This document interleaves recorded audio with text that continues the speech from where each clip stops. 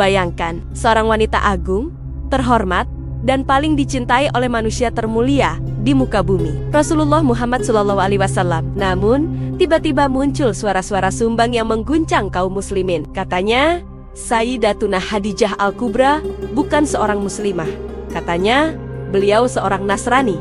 Benarkah demikian? Mari kita telusuri bersama, dari awal mula sejarah yang panjang, hingga kebenaran yang sering disalahpahami. Kisah ini dimulai jauh sebelum kelahiran beliau. Atas perintah Allah, Nabi Ibrahim alaihissalam meninggalkan istrinya, Sayyidatuna Hajar, dan putranya, Nabi Ismail alaihissalam, di sebuah lembah yang tandus, panas, tanpa air, tanpa kehidupan. Namun, dengan keimanan yang kokoh, Hajar tetap sabar dan yakin akan pertolongan Allah. Dari kesabaran itulah, Allah memunculkan keajaiban. Air Zam-Zam memancar dari bawah kaki mungil Ismail. Lembah yang tadinya tandus itu pun menjadi tempat bermukim. Kaum-kaum lain mulai berdatangan dan bergabung. Beberapa waktu kemudian, Allah mengizinkan Nabi Ibrahim kembali mengunjungi keluarganya. Betapa takjub beliau melihat tanah yang dulu kering kerontang, kini berubah menjadi sebuah peradaban yang ramai. Beliau pun mendakwahi mereka agar menyembah Allah semata dan menjalankan syariatnya. Ajaran Nabi Ibrahim inilah yang kelak dikenal sebagai agama Hanif, agama tauhid yang lurus. Dari ajaran inilah, penduduk Makkah tumbuh besar dengan semangat Ibrahim. Namun, seiring berjalannya waktu, datanglah masa penyimpangan. Mereka mulai menyembah berhala, berbuat maksiat, dan mengaku tetap menganut agama Ibrahim, padahal sudah sangat jauh menyimpang. Mereka inilah yang kita kenal sebagai kaum jahiliyah. Akan tetapi, tidak semuanya seperti itu. Selalu ada segelintir orang yang tetap menjaga kemurnian tauhid. Mereka disebut sebagai orang-orang Hanif. Di antara mereka, ada 4 sahabat Quraisy yang terkenal, Zaid bin Amr, Warqah bin Naufal, Ubaidillah bin Jahash, dan Uthman bin Huwairid. Mereka melakukan perjalanan spiritual mencari kebenaran hingga ke negeri Syam. 3 di antara mereka akhirnya memeluk agama Nasrani, kecuali Zaid bin Amr yang tetap berpegang teguh pada agama Ibrahim yang murni. Generasi berikutnya pun tak kalah. Muncul pula orang-orang Hanif yang menjaga kemurnian tauhid, yang menolak menyembah berhala. Beberapa riwayat menyebutkan di antara mereka ada Sayyidina Abu Bakar As-Siddiq, Sayyidatuna Khadijah Al-Kubra, dan tentu saja Sayyidina Muhammad SAW. Mereka tak pernah sujud kepada berhala. Mereka membenci perbuatan syirik itu. Sekarang, kita masuk ke inti persoalan. Mungkinkah Sayyidatuna Khadijah seorang Nasrani? Jika kita bicara tentang masa setelah kenabian, jawabannya jelas tidak. Beliau adalah orang pertama yang beriman kepada Rasulullah SAW. Nabi sendiri bersabda, Khadijah beriman kepadaku ketika orang-orang mengingkariku, dan ia membenarkanku ketika orang-orang mendustakanku. Perkataan ini disepakati oleh seluruh ulama dan ahli sejarah, tertulis dalam kitab-kitab sirah yang paling terpercaya. Maka jika hari ini ada yang berkata bahwa Sayyidatuna Khadijah tidak pernah masuk Islam seumur hidupnya, hanya ada 2 kemungkinan. Ia tidak pernah membaca sirah nabawiyah, atau ia sedang berdusta.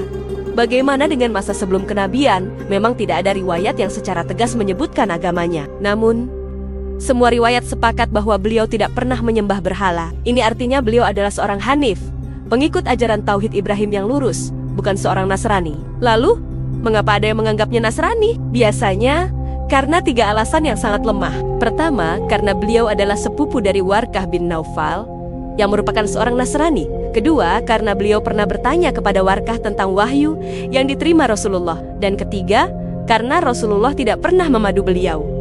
Mari kita bahas satu persatu. Memiliki sepupu yang beragama Nasrani sama sekali tidak membuktikan bahwa beliau juga ikut beragama Nasrani. Tidak ada satupun riwayat yang menyebutkan beliau belajar agama dari Warqah, apalagi menyebarkannya. Warqah sendiri tidak berani berdakwah secara terang-terangan di Makkah, karena kaum Quraisy tidak akan membiarkan ajaran baru tersebar di kota suci itu. Sementara Rasulullah bisa berdakwah, itu semata-mata karena pertolongan dan perlindungan dari Allah.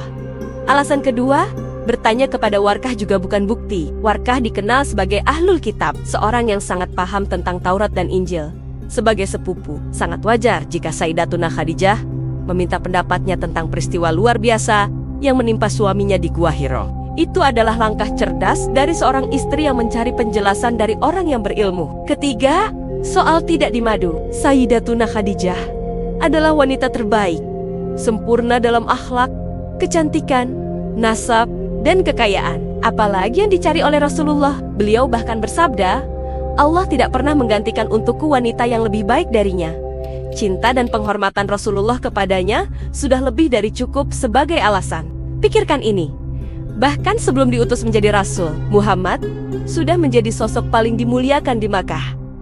Karena kejujurannya, akhlaknya yang mulia, dan nasabnya yang terhormat. Dan di sisi lain, ada seorang wanita suci bernama Khadijah Al-Kubra yang dijuluki Al-Tahira yang suci, Al-Kubra yang agung, dan Amirat Quraisy, ratu kaum Quraisy. Mungkinkah kaum Quraisy memberi gelar wanita suci kepada seseorang yang menganut agama lain yang berbeda dari keyakinan mereka? Tentu tidak. Mereka begitu mengagungkannya karena beliau seiman dengan ajaran Ibrahim yang hanif, yang juga menjadi dasar keyakinan mereka meskipun telah banyak diselewengkan. Tidak mungkin seorang ratu Quraisy beragama lain dari kaumnya. Kesimpulannya sangat jelas, Sayyidatuna Khadijah Al-Kubra radhiyallahu anha bukan seorang Nasrani. Beliau adalah seorang wanita hanif, sama seperti suaminya, Rasulullah. Keduanya menjauhi tradisi jahiliyah dan menjadi teladan kemurnian tauhid bahkan sejak sebelum Islam diutus.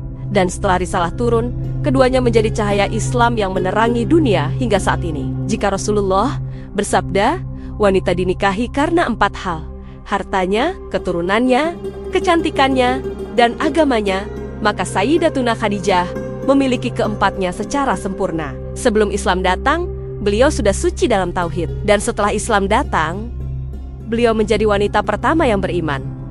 Dialah Ummul Mukminin sejati. Dialah cinta sejati Rasulullah. Dan dialah wanita surga yang namanya telah disebut di langit, bahkan sebelum disebut di bumi. Jadi, jika suatu hari kamu mendengar seseorang berkata, Khadijah itu bukan muslimah, tersenyumlah, lalu katakan dengan tenang namun penuh keyakinan, engkau hanya belum mengenal siapa Khadijah yang sebenarnya. Karena kebenaran tidak butuh banyak suara untuk dibela. Ia hanya butuh hati yang bersih untuk disadari. Sayyidatuna Khadijah Al-Kubra, wanita yang imannya telah menyala bahkan sebelum wahyu pertama turun. Wanita yang menenangkan Rasulullah saat langit seakan berguncang oleh wahyu. Wanita yang mengorbankan seluruh hartanya demi perjuangan yang ia yakini datang dari Tuhan semesta alam. Dialah pelita pertama yang menerangi jalan kenabian. Dialah rumah bagi Rasulullah ketika seluruh dunia seakan menolaknya. Dialah kekuatan yang membuat Rasulullah tersenyum ketika semua pintu terasa tertutup. Dan ketika dunia terasa gelap, cintanya menjadi cahaya yang menuntun kembali pada Allah. Maka jika engkau mencintai Rasulullah, ingatlah di balik cahaya risalahnya ada cinta Khadijah yang tidak pernah padam. Cinta yang bukan sekadar kisah rumah tangga biasa, tetapi cinta yang menjadi bagian tak terpisahkan dari sejarah turunnya wahyu. Sayyidatuna Khadijah Al-Kubra, Ummul Mukminin, cahaya keimanan, pelita dakwah, dan cinta abadi Rasulullah. Terima kasih telah menyimak hingga akhir. Sebarkan kisah agung ini agar sinar cintanya terus hidup dalam setiap hati yang mencintai Allah dan Rasul-Nya hingga akhir zaman. Jangan lupa untuk subscribe dan nyalakan notifikasinya agar kita bisa terus belajar bersama. Sampai jumpa di video berikutnya.